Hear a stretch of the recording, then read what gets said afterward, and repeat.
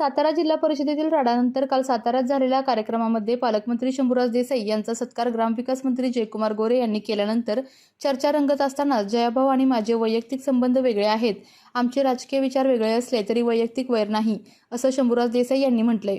या कार्यक्रमासाठी जयाभाऊंनी मला वैयक्तिक फोन केला होता। जिल्हा परिषद निवडणुकीवेळी माझ्याकडून त्यांना वैयक्तिक फोन गेला नव्हता, परंतु इथून पुढे मी त्यांना वैयक्तिक फोन करेन, कारण आमचे राजकीय विचार वेगळे असले तरी वैयक्तिक वैर नसल्याचे पालकमंत्री शंभूराज देसाई यांनी स्पष्ट केले। त्याचबरोबर मनोज जरांगे यांच्या उपोषणाबद्दल विचारले असता सातारा गॅझेटसाठी मनोज जरांगेंचा आग्रह आहे, नोंदी शोधण्यासाठी समिती नेमण्यात आली आहे, त्या समितीला मुदतवाढ देण्यात आली असून काम स्लो आहे, असं जर मनोज दादांचं म्हणणं असेल तर यावर आम्ही चर्चा करू, अशी माहिती पालकमंत्री शंभूराज देसाई यांनी दिली। स्वागत सत्कार हसूनच स्वीकारतो ना, कुणी जरी घेतला स्वागत सत्कार तरी आपण हसूनच स्वीकारतो। आणि मान्य जयाभाऊंचं माझं काय वैयक्तिक काय कुठले मतभेद नाहीत, राजकीय विचार किंवा राजकीय भूमिका त्यावेळी प्रत्येकाची वेगळी असते। का तर त्यांचा पक्ष वेगळा आहे, माझा पक्ष वेगळा आहे, पण मान्य जयाभाऊंना मी पर्यटन महोत्सवाचं निमंत्रण दिलं होतं। फक्त एकच झालं, मी स्वतः फोन करायला पाहिजे होता, पण तसा फोन माझ्याकडनं त्या गडबडीत झाला गेला नाही। इथून पुढे मी काळजी घेईन, कुठलाही माझ्याकडचा असा कार्यक्रम असला तर सगळ्यात पहिला फोन मान्य जयाभाऊंना मी करेन।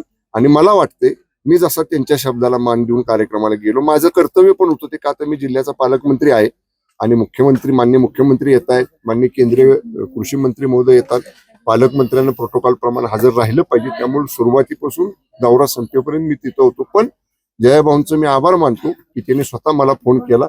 आणि शेवटी राजकीय विचार वेगळे, राजकीय भूमिका वेगळी आणि मित्रत्वाचे नातं किंवा व्यक्तिगत संबंध वेगळे, त्यामुळे व्यक्तिगत संबंधाची राजकीय सरमिसळ करणं बरोबर नाही। साहेब, नोंदी सापडत नाहीत म्हणून मनोज जरांगे पाटील 30 तारखेपासून आमरण उपोषण करणार आहेत आणि ते समितीवर देखील नाराज आहेत।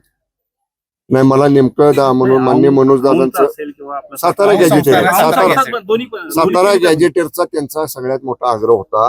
आणि पाठीमागच्या काळामध्ये मान्य शिंदेसाहेब मुख्यमंत्री असताना हा सगळा विषय मान्य चंद्रकांत दादा पाटील आणि आम्ही त्या समितीवरती होतो। आम्ही भरपूर बैठका घेतल्या।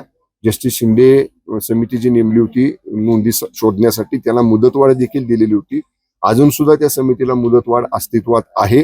फक्त काय समजा काम स्लो आहे असं जर मान्य मनोज दादांचं म्हणणं असेल तर मुंबईला गेल्यानंतर मान्य विखे पाटील साहेब ह्या समितीचे आता अध्यक्ष आहेत। शेवटी आम्हाला मान्य अध्यक्षांशी चर्चा करावी लागेल, अध्यक्षांशी आम्ही बोलू आणि योग्य त्या पद्धतीने त्याच्यातल्या सुधारणा मान्य अध्यक्ष त्यांच्या विभागाला देतील। चला, आपल्या तालुक्यातील जिल्ह्यातील बातम्या सर्वप्रथम पाहण्यासाठी आजच सातारा न्यूजला YouTube चॅनलवर सबस्क्राईब करा, लाईक करा, शेअर करा आणि बेल आयकॉन प्रेस करायला विसरू नका।